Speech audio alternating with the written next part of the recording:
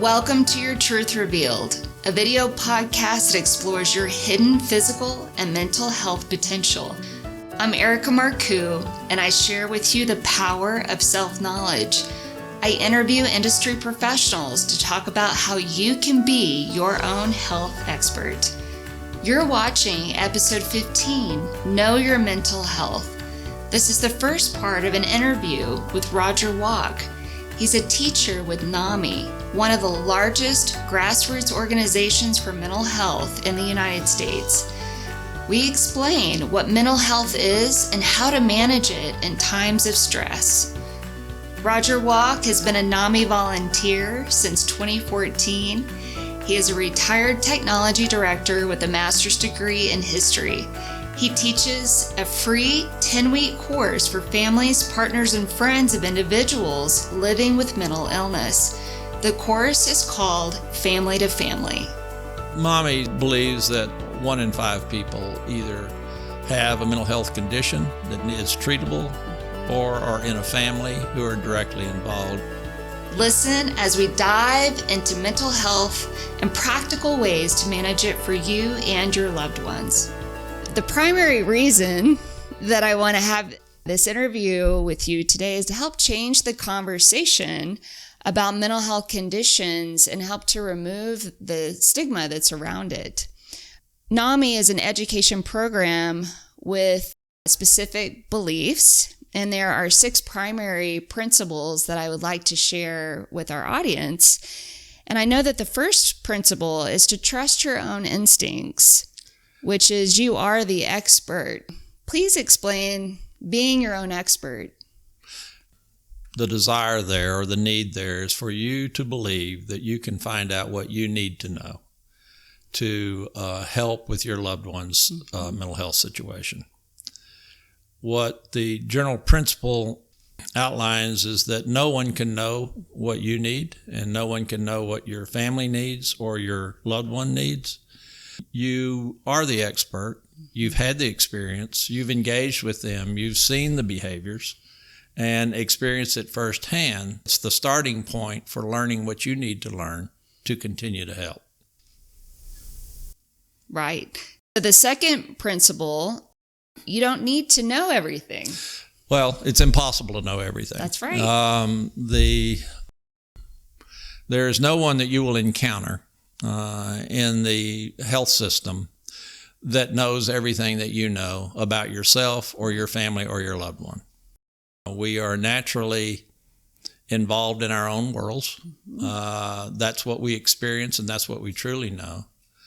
So you will have to do a lot of work, and you will never know all you need to know about every situation. So it begins a process, or requires a process of lifelong learning, right, to deal with what you're going to be dealing with.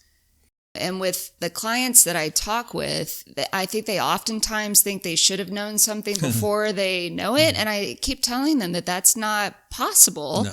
That if you really look at mental health or anything in life, it's a journey. And so it's about understanding yourself as best you can and taking as good care of yourself as you can. And however that unfolds is how it unfolds. There's no one right way. Right. I sometimes use the example is that I spent my career in information technology. And maybe I should have studied computer science, but when I was an undergraduate student, there was no computer science.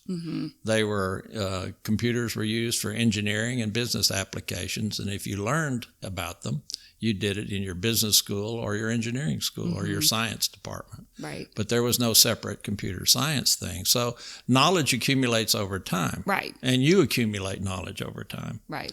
So learning what you need to learn is only done when it's necessary. And the necessity of understanding mental health will take you to the place you need to be and learning what you need to learn. And it's not only that individual learning, but it's also the technology and the neuroscience is getting so much better. So as the individual is learning more about their own mental health, society at large is also growing in its understanding and knowledge at the same time. Well, just like the metaphor of using technology and understanding that. Right.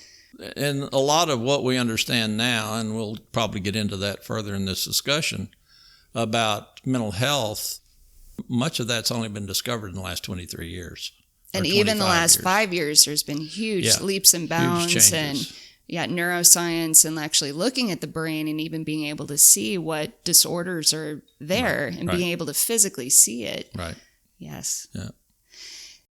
Another principle is you can't know what no one has told you.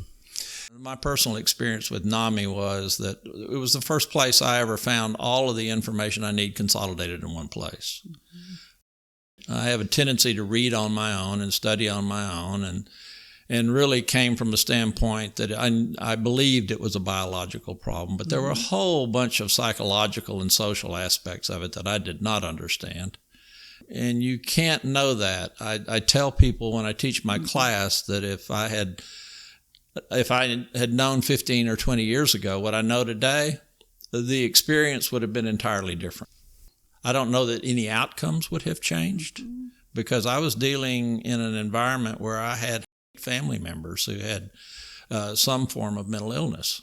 Which is not that uncommon. No, it's not. When you say that, it might sound staggering. However, most families have mental illness, and it's much more common than anybody really understands or that they talk about. Right. And that's one of the reasons we're having this interview now, is to help people understand that it is much more common than we think. It is. Yes. The Mommy's believes that 1 in 5 people either have a mental health condition that is treatable or are in a family who are directly involved. And one of the things about this is that if there is a person in the family with a severe mental illness, everybody experiences that illness. That's right. Because it manifests itself in behaviors that affect everyone in that family. And we're not just talking about families either. It could be groups of friends or any kind of, or even coworkers. Yes. Perhaps it's your boss, perhaps it's you. It does affect everyone. And I think the more that we understand it, the happier that individuals can be, and hopefully the happier communities and societies can be, because we can actually treat a problem. But if you're avoiding the problem or believing that it's not actually there, the chance of getting better is minimal. Yes. Yeah. It's true.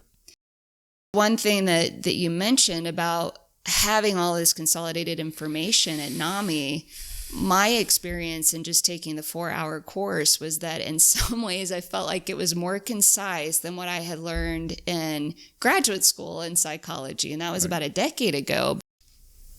And I don't know if that's because NAMI's just doing such a great job of consolidating the information, or if there's more information out there, or a combination of both. But it's probably both. Yeah. The organization, has education committees, and people are constantly working to update materials because there are significant breakthroughs in both pharmacology and understanding neurological conditions and in treatments that come together. And so it's fascinating to me how many healthcare professionals who also have family members that have a mental health condition are part of NAMI. And these are people, doctors and therapists and things like that.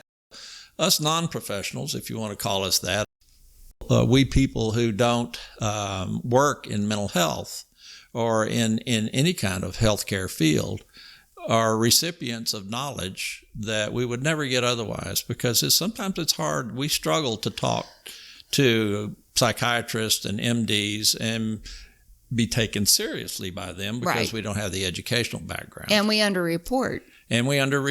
There is I tell people in the class, I said, the only world you really know is the one you directly experience. And that is not anyone else's experience. It's not you. It's not the other person. Even if you're in the same family, you are experiencing a world differently from your other family members. Until you learn how to communicate the feelings that result from that, you're going to be in isolation.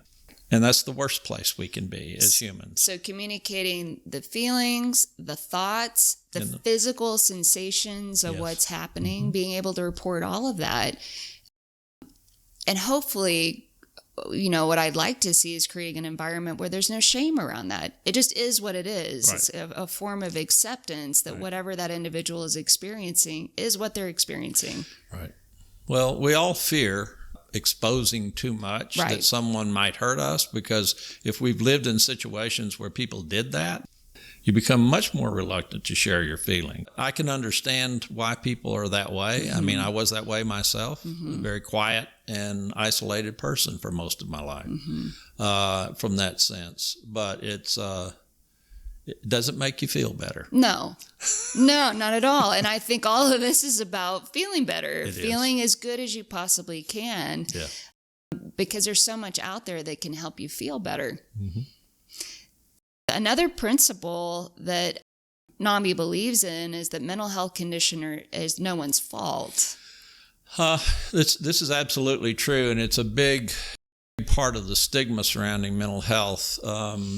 Parents are often blamed for their child's mental illness or their behavior, when in fact, the only thing you gave your child was the genes. You're pointing to a genetic factor. Yes.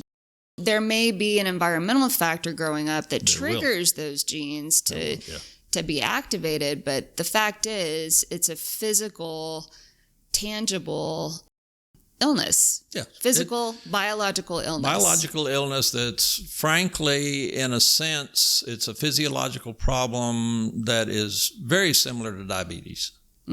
Yeah. Something you're going to live with the rest of your life. Right. Okay. Something that you have to treat on a regular basis.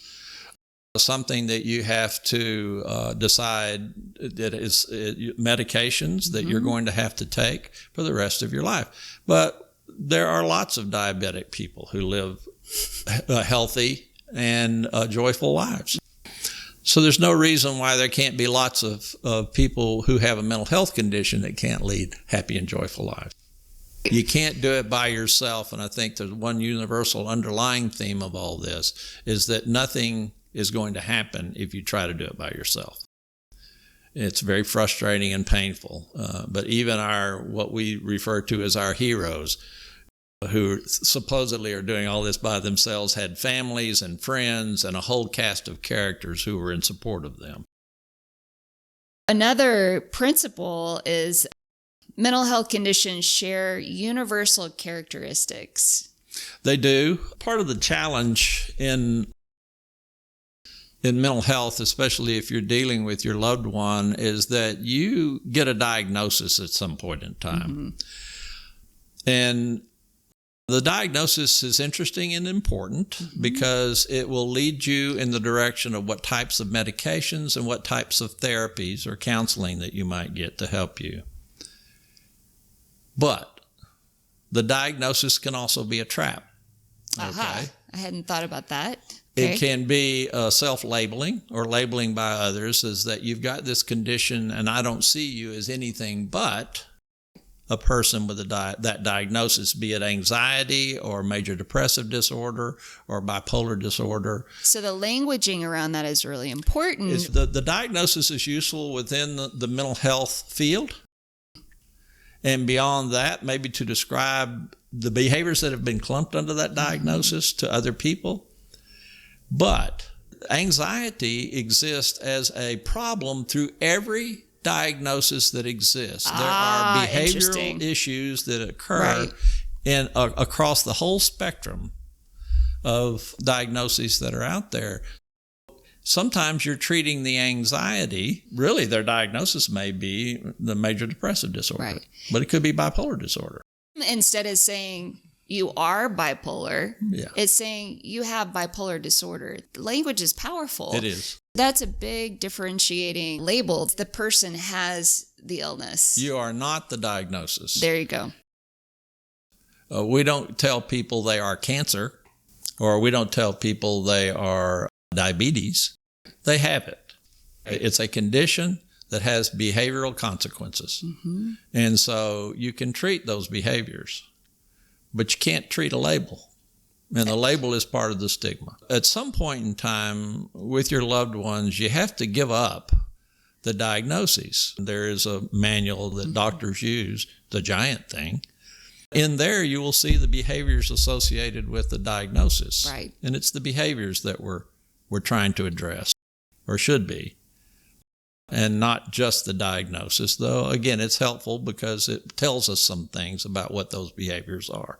Because someone can have the same diagnosis and have different symptoms. Yes. Because it's so individual. Yes. There's a complete uniqueness about the experiences that they have. Again, it's a grouping, the taxonomy of that we use for labeling a set of behaviors, but you've got to dissociate that from the person. It's helpful to have the diagnosis and at the same time, don't be too attached to it. Right. Okay. Well, the diagnosis is critical for getting treatment, but it's not critical for living your life. Here we are with the final principle of NAMI, and it says that mental health conditions are biological. I believe it's extremely important to understand the biology of mental illness, and I think that's really one of the biggest areas of growth for us as a society is to understand the biological component. Can you share a little bit more about that? Well, humans actually are integrated. We wouldn't function otherwise. That means what happens in our feet and is recognized in our brain is important to how we behave and react. Anyone who's dealt with chronic pain knows that the way they feel and their reaction to the world is much different from when they did not have that chronic pain. Absolutely. Chronic pain can lead to depression, anxiety, when you have that constant irritant. Right. You can't really disconnect any part of the biology from the other. The body operates primarily through either electrical or chemical signals. Muscles twitch in your foot, and the brain reacts to them through a series of electrical and chemical messages that are managed either through the neural system, the nerves, or through the circulatory system, where the hormones are passed through the body. But a lot of the activity that we experience comes from other parts of the body. Within the brain itself, there are things called neurotransmitters that are different from hormones in a sense, in that they are generated in the nucleus, and they are used as an electrical way of communicating between the neuron cells. When those get disrupted, or there's too much or too little, the imbalance, even the ratio within them. Yes. Behavioral things happen. Absolutely. Feelings are stimulated, and you have thoughts and reactions to those, and sometimes you just get foggy, and things aren't the same as they were before. These are subtle things that really have to be in tune and well adjusted for all of us to function day to day. And that's where I believe that self-awareness is so crucial. It's understanding what our norm, what our baseline is, and if that begins to change, observing yourself. And this is where, my mindfulness practice really comes in, which is what I use with my clients, but being able to be objective about yourself, objective about your emotions, your thoughts, your behavior, and being able to monitor it in a way to notice if there's any kind of maybe accumulative changes over time too, that maybe, you're drifting off balance. Yeah. Well, it's self-awareness. It's a self-awareness from a biological sense and trying to figure out what the causal relationships are. If we have a chemical imbalance in our body, it can affect these neurotransmitters that are so crucial for our behavior and our feelings. And when they break down, then you can have some pretty serious problems. Now, the challenge with a neurotransmitter, and one of the key ones, is serotonin. And I actually like to back up a little bit there and kind of introduce this to listeners that really scientists are learning a lot about neurotransmitters, and there are now ways to even test your levels, which we didn't have before. And there are the big four. We've got dopamine, GABA, norepinephrine, and serotonin. Can you explain how these four big neurotransmitters affect mental health? They exist in the body for specific functions. They do specific things. We're going to generalize about what they do. Dopamine is our focus or joy related transmitters. So if you can concentrate well and ignore distractions and just be calm and pleasant and joyful, your dopamine levels are probably at an appropriate level. Okay. GABA is considered an inhibitory neurotransmitter, and it is something that keeps you calm, keeps you from having too much anxiety. Okay. Is a very simplified version of that. Is it actually inhibiting something, or is that just the name? It's either an excitatory neurotransmitter or an inhibitory. Gotcha. Okay? Something that raises the levels of how you feel. If you get excited, that's probably norepinephrine, which is the next one working. And a balance of norepinephrine and dopamine keeps you in the place you want to be, in the happy place, whatever that is for you.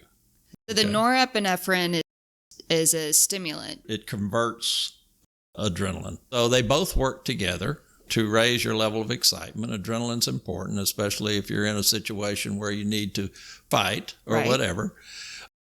But exceeding those levels all the time leads to anxiety. When you've got too much adrenaline, and it becomes toxic over time.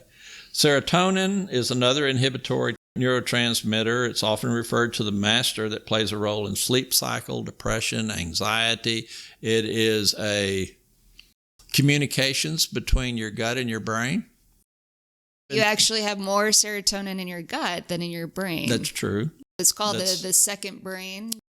Medications that affect serotonin may have a side effect that your gastrointestinal system may get messed up because it's not restricted to serotonin in the brain. It's affecting serotonin throughout the body. And I think it's important for people to know if you're taking an SSRI or a NRI that sometimes the effect can be that you have those digestive issues, but those side effects can also go away over time. Yes. It does take a while for the body to adapt to the levels of serotonin being changed in the body. This is true. I always tell the doctors that I deal with in my own personal case that no medication that I've ever taken was ever tested on me. Don't know. You don't know. You don't know what effect it's going to have. Right, until you do it. Actually, we need to let it work for a while. Perhaps a few weeks or months before we know. Even as much as 6 weeks to be able to see if the side effects go away or if it's really having an impact in the way that you want it to. Right. Looking to decrease stress? An effective supplement is natural stress relief by Life Extension. It's a dual action supplement that combines lemon balm and L-theanine. Lemon balm is scientifically proven to help promote relaxation and sleep. L-theanine is an amino acid found in green tea that is a relaxant and helps to inhibit stress. Go to yourtruthrevealed.com/store and use promo code TRUTH for a 20% discount. After watching this episode, what are ways that you manage your mental health? Please post your answer in the comments below. And check out some great resources in the description. For more learning, download your free worksheet on my website, yourtruthrevealed.com. Make sure you subscribe and click the bell to be the first to know about upcoming episodes. Tune in for episode 16. It's the continuation of this interview with Nami teacher Roger Waak. Nearly everyone experiences some form of anxiety. Actually, it is a good thing when it prevents you from driving badly or stepping out into traffic or doing things that are self-destructive. What's a problem is that when feelings of intense fear and distress become overwhelming. I'm Erika Marcoux. Thank you for watching.